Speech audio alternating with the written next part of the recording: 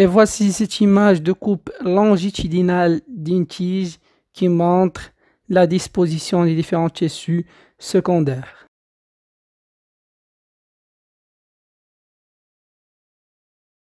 Bonjour les amis, j'espère que vous allez bien. Merci de me rejoindre encore une autre fois dans cette nouvelle vidéo de biologie végétale. Alors, comme vous avez lu dans le titre de la vidéo, aujourd'hui on va traiter le chapitre d'histologie végétale, la partie des tissus secondaires.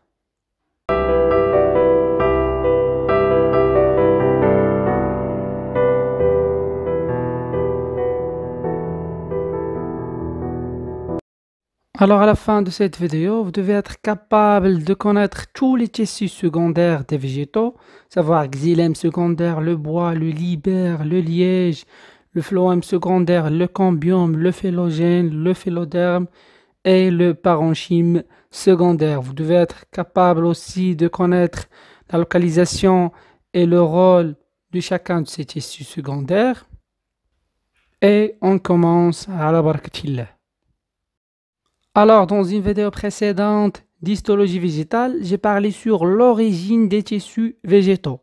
Et j'ai dit qu'il existe deux types de tissus, les tissus primaires et les tissus secondaires, en fonction bien évidemment des deux types des méristèmes.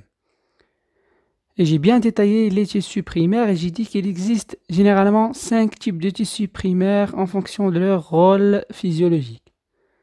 J'ai détaillé la structure, la localisation, etc. etc. Je ne vais pas trop bavarder là-dessous. Si vous êtes intéressé de cours des tissus primaires, allez voir la vidéo. Le lien de la vidéo est dans les commentaires. Alors, comme introduction, on peut dire que lorsque la croissance primaire s'achève, elle peut être suivie d'une croissance toute différente. Elle est due au fonctionnement des méristèmes secondaires qui se divisent régulièrement. C'est ce qu'on appelle la croissance en épaisseur qui est dans les tissus secondaires. Alors, je m'explique. Lorsque la croissance en longueur se termine, la croissance en épaisseur prend de la relève grâce au type du méristème qui est le méristème secondaire. Donc, vous notez premièrement, dès que la croissance en longueur se termine, la croissance en épaisseur commence. La croissance en épaisseur ou la croissance en largeur commence grâce au type du méristème qui est le méristème secondaire qui donne les tissus secondaires. Avant de passer de détailler les tissus secondaires, il faut connaître une notion très importante, c'est que les tissus secondaires n'existent seulement chez les gymnospermes et les angiospermes dicotylédons. Donc, vous notez deuxième note, les tissus secondaires existent seulement et uniquement chez les gymnospermes et les angiospermes dicotylédons qui ont sous forme de grands arbres, comme vous voyez dans les images. Donc, tissus secondaires existent chez les végétaux qui existent sous forme de grands arbres, gymnospermes et angiospermes dicotylédons, qui sont appelés les plantes ligneuses. Alors, le tissu méristématique secondaire est formé par des cellules, bien évidemment, qui sont indifférenciées et qui sont capables de se diviser de façon permanente et qui servent à la croissance en largeur, en épaisseur de la plante. J'ai déjà expliqué ça dans la vidéo précédente. Alors, les cellules méristématiques, bien le méristème secondaire, sont regroupées en deux assises génératrices, qui sont appelées le cambium et le phylogène. Le phylogène, il est appelé encore l'assise génératrice subérophylodermique et le cambium, ou encore appelé l'assise génératrice libéroligneux. Alors, pour le phylogène, ou encore appelé l'assise génératrice subérophylodermique. Alors, ce phylogène est un tissu qui prend sa position au niveau du parenchyme cortical, comme vous voyez dans l'image, et comme son nom l'indique, ce phylogène permet de générer deux autres tissus qui sont le subère et le phylloderme, d'où le nom assise génératrice subéro par rapport au subère, phyllodermique par rapport au phylloderme. Donc le tissu phylogène donne naissance à deux types d'autres tissus qui sont le phylloderme et le subère. Alors le tissu phylogène qui se met en place au niveau du parenchyme cortical, donne naissance vers l'intérieur le phéloderme, qui est un parenchyme secondaire. Et aussi par division, le même tissu phylogène va donner, mais cette fois-ci vers l'extérieur, va donner le subaire ou encore appelé le liège. Pour le cambium, ce tissu, c'est-à-dire le cambium, prend la place entre le xylème primaire et le phloème primaire. Donc la localisation, cette fois-ci, de cambium, c'est au niveau, bien entre le xylème primaire et le phloème primaire. Lorsqu'il va y avoir division du cambium, il va donner vers l'intérieur le tissu xylème secondaire, ou encore appelé le bois, et vers l'extérieur, il va donner le libère, ou encore appelé le phloème secondaire, comme vous voyez dans ce schéma-là. Donc je répète, le tissu méristhématique secondaire est constitué de deux assises génératrices qui sont le phylogène et le cambium, ou encore appelé successivement l'assise génératrice subérophylodermique et l'assise génératrice libéroligneux. Le phylogène se localise au niveau du parenchyme cortical et donne naissance à deux types de tissus secondaires. Vers l'intérieur, donne naissance au parenchyme secondaire qui est appelé aussi le phéloderme, et le phylogène aussi donne naissance vers l'extérieur, le subaire ou le liège, comme vous voyez dans l'image.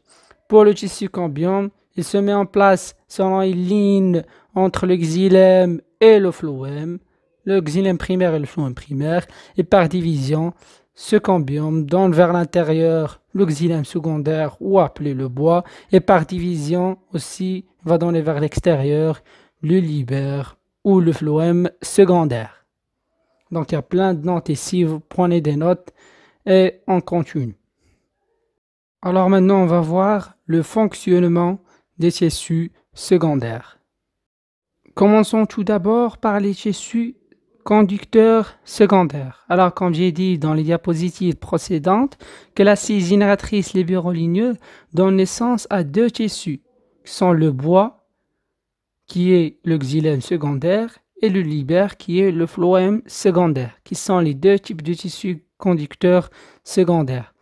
Les tissus conducteurs primaires sont le xylème primaire et le phloème primaire. J'ai déjà expliqué ça dans une vidéo précédente.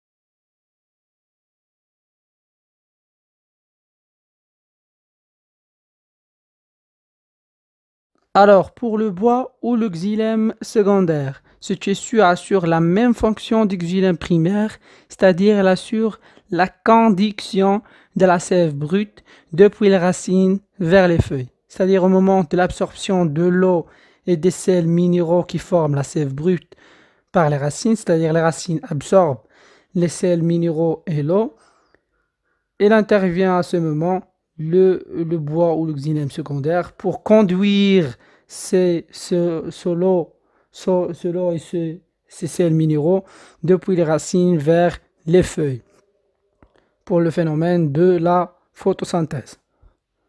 Et voici un schéma qui montre la localisation du phloème primaire et du xylème primaire et du cambium. Comme j'ai dit bien précédemment que le cambium se localise entre le xylème primaire et le phloème primaire. Le cambium est de couleur jaune dans ce schéma.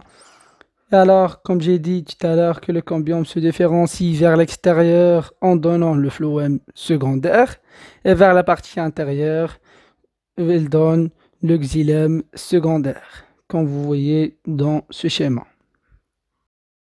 Et le phloème secondaire, ou encore appelé le libère, assure la même fonction des tissus phloème primaire, c'est-à-dire la conduction de la sève élaborée. Cette fois-ci, la sève qui se forme au niveau des feuilles, le phloème secondaire va conduire ou bien va transporter cette sève élaborée depuis les feuilles vers le tout restant de la plante. C'est-à-dire le chemin de transfert, c'est depuis les feuilles vers la totalité de la plante dans toutes les directions. Bien précisément au niveau des jeunes organes en croissance. Donc, xylème secondaire ou bois, conduction de la sève brute, et phloème secondaire ou libère, conduction de la sève élaborée. Et voici cette image de coupe longitudinale d'une tige qui montre la disposition des différents tissus secondaires, savoir xylème secondaire, cambium, le phloème secondaire, le phylloderme, le phylogène et le subaire. Ensuite, les tissus phylogènes. J'ai dit que ces tissus donnent naissance aux deux types de tissus, le phylloderme ou le parenchyme secondaire vers l'intérieur et le subaire, encore appelé le liège, vers l'extérieur. Alors le phylloderme assure le rôle de soutien, le subaire, encore appelé le liège, est un tissu protecteur formé par des cellules mortes qui se forment en dernière position. C'est ce qu'on appelle l'écorce qu'on voit sur les arbres. Les arbres, c'est la partie qu'on peut l'accrocher facilement, comme vous voyez dans l'image. Donc, vous notez que le subaire est le tissu protecteur périphérique, ou bien le tissu protecteur secondaire, puisque l'épiderme, ou bien l'épiderme, j'ai expliqué dans une vidéo précédente que c'est un tissu protecteur primaire. L'épiderme va être éclaté au moment de la croissance en épaisseur de la plante. C'est-à-dire au moment où la plante va être croître secondairement, c'est-à-dire les tissus secondaires vont prendre naissance, l'épiderme va être éclaté à cause des forces de grandissement. Et le tissu qui va jouer le rôle du tissu protecteur, c'est le subaire ou encore appelé le liège. Alors vers la fin, il faut noter que le groupe subaire, phylogène et phylloderme est appelé aussi périderme et le groupe phloème secondaire, cambium et xylème secondaire est appelé le pachyte. Et pour que la vidéo ne soit pas trop longue, je vais m'arrêter ici. Merci pour votre attention. N'hésitez pas à poser vos questions, vos remarques et vos suggestions dans les commentaires. Et au revoir.